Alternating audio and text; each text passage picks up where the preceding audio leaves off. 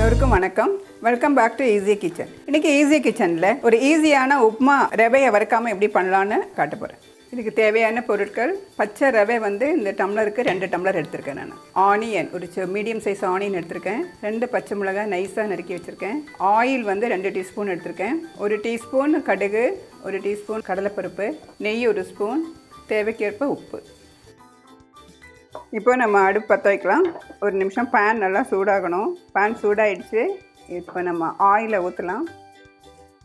இதுக்கு கண்டிப்பாக பேஸ் வந்து திக்கான பாத்திரம் தாங்க அது உப்புமா பண்ணுறதுக்கு வேணும், இல்லைன்னா அடி பிடிச்சிடும். கண்டிப்பாக கடாயிலெல்லாம் பண்ணாதீங்க. இப்போ ஆயில் சூடாகிடுச்சு. கடுகு போடலாம். கடுகு பொரிஞ்சிருச்சு. பொரிஞ்சு போடணும். கருவேப்பிலையை போடலாம். கடலைப்பருப்பு பாருங்க, 1 ஸ்பூன் கடலைப்பருப்பு.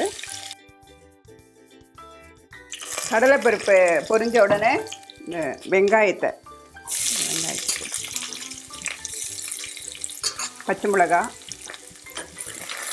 போட்டு நல்லா கிளறி விட்டுங்க. அப்படியே நல்லா கிளறிட்டே இருந்தீங்கன்னா இந்த வெங்காயம் நல்லா வதங்கணும்.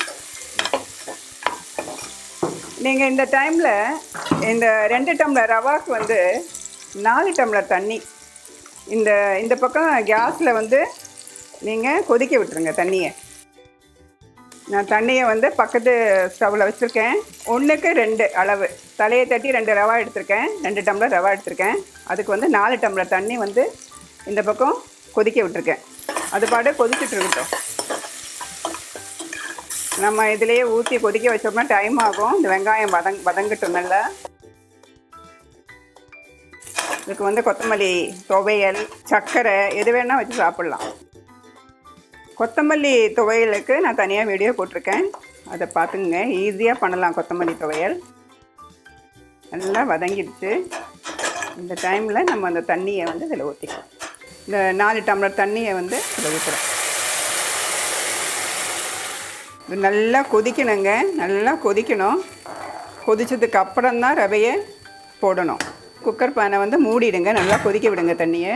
உப்பு போடுங்க. அதுக்கு முன்னாடி உப்பு போடணும்.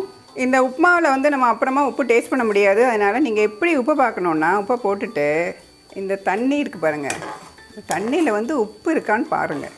அதுதான் என்னுடைய பதம். இது பாருங்கள், கிளறிட்டு உப்பு பார்த்தோம்னா அதில் உப்பு வந்து சுவையாக இருக்கணும் நமக்கு. அப்போ நமக்கு தெரியும். உப்பு கொஞ்சம் கம்மியாக இருந்ததுன்னா இன்னும் கொஞ்சம் போடுங்க. அப்புறமா உப்புமாவில் உப்பு போடவே முடியாது. இந்த தண்ணியை வந்து டேஸ்ட் பண்ணுங்கள். பாருங்கள், தண்ணி நல்லா கொதிக்குது பாருங்கள். இந்த டைமில் வந்து அப்படியே ஃபுல் ஃப்ளேமில் இந்த ரவையை போட்டு கிண்டணும். இந்த 2 டம்ளர் ரவையை வந்து மெதுவாக போடணும். ஒன்றா போடவே கூடாது, கட்டை பிடிச்சிடும். இது பாருங்கள், ரவையை வறுக்கலை, பச்சை ரவையில் உப்புமா பண்ணுறேன் பாருங்கள். ரொம்ப ஈஸி. இதெல்லாம் நீங்கள் ஒரு 10 நிமிஷத்தில் உப்புமா பண்ணிடலாம். இது பாருங்கள், இதுக்கு வந்து பேஸ் வந்து ரொம்ப கனமாக இருக்கிற பாத்திரம், இந்த மாதிரி பேனு கடாயில் வச்சிங்கன்னா கண்டிப்பாக அடி பிடிக்கும். 5 லிட்டர்ஸ் குக்கரில் கூட வைக்கலாங்க. இது இந்த மாதிரி பபிள்ஸ் வரும்போதும் குறைச்சிருங்க. தீயை குறைச்சிட்டு நல்லா கிளறி விட்டுருங்க. கிளறி விட்டுட்டு இந்த மாதிரி நல்லா மூடிடுங்க. மூடி ஃபுல் ஃப்ளேமில் விட்டுருங்க. நல்லா ஆவி வருங்க. அது வரைக்கும் இருக்கட்டும். அப்படியே அடி பிடிக்கவே பிடிக்காது. அப்படியே விட்டுருங்க. பாருங்கள், மேலே வந்து ஆவி வருது பாருங்கள். இந்த டைமில் வந்து ஸ்லோ பண்ணிவிட்டு தாங்க திறக்கணும், இல்லைன்னா கையில் ஆவி அடிச்சிடும். ஆவி அடங்கினதுக்கப்புறம் மெதுவாக தொடங்க. சரிங்களா? இதுக்கு தான் பேஸ் வந்து கனமான பாத்திரத்தை வைக்க சொன்னேன் நான். இவ்வளோ நேரம் கிளறாமல் விட்டாலும் அடி பிடிக்காது பாருங்கள்.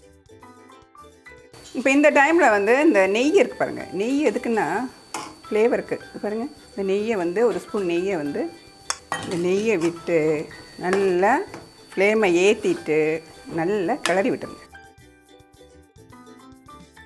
அவ்வளோதாங்க, உப்புமா ரெடி ஆகிடுச்சு.